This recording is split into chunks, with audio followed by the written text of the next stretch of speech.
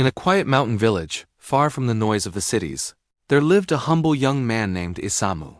He shared a small wooden house with his elderly mother, and though they were poor, their lives were filled with peace, love, and mutual respect. Each day, they worked side by side on a small piece of farmland, surviving through hard work and simple joy. But their peaceful life changed one morning when terrifying news spread across the land. The emperor, a cold and heartless ruler, had issued a cruel decree. Every elderly person in the kingdom was to be put to death. He believed the old were useless, a burden to society, and that the kingdom would thrive only with the young and strong.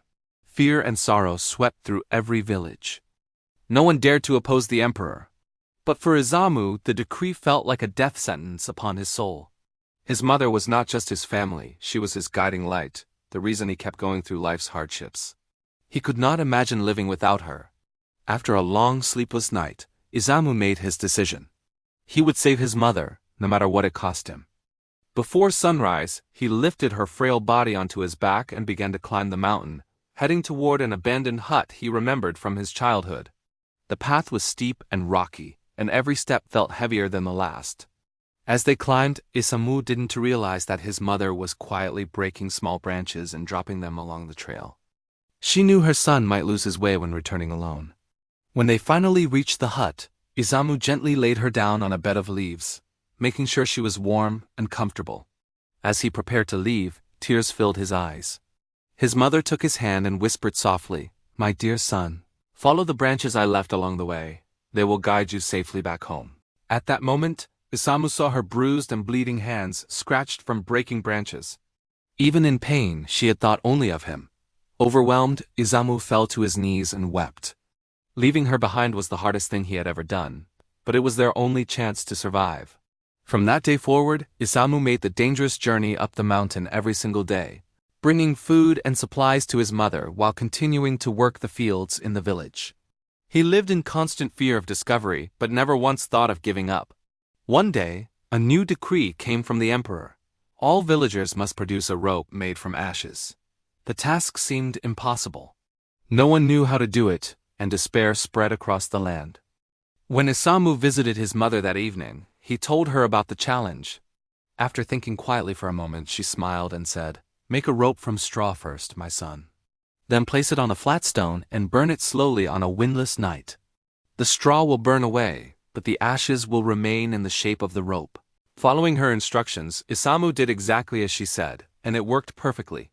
The next morning, he brought the ash rope to the emperor's court. When the emperor's soldiers tested it, they were astonished. The rope held its shape exactly as ordered. The news reached the emperor, who immediately summoned Isamu. "How did you accomplish this impossible task?" the emperor demanded. Isamu hesitated, then bowed deeply and told the truth. He confessed that his mother, though condemned by the emperor's law, had given him the wisdom to succeed. He admitted that he had hidden her away to save her life. Everyone in the court held their breath, expecting the emperor's wrath. But instead of anger, a deep silence filled the hall. The emperor slowly rose from his throne and said, "Isamu, your love for your mother is greater than your fear of me. I once believed that the elderly were a burden, but today you have shown me how wrong I was. Their wisdom is the foundation of our society. Those who care for their parents are the true treasures of this kingdom." That day, the emperor abolished his cruel decree. He promised to rule with compassion and introduced new laws to honor and protect the elderly. He realized that a nation without respect for its elders has no roots and no future. From that moment on, Isamu and his mother lived peacefully once more. Their love and courage changed not only their fate, but also the heart of an entire kingdom.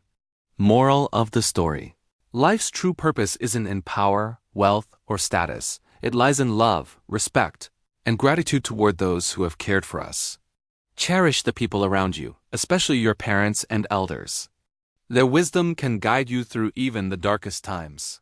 When you honor those who came before you, you make life not only meaningful, but truly beautiful.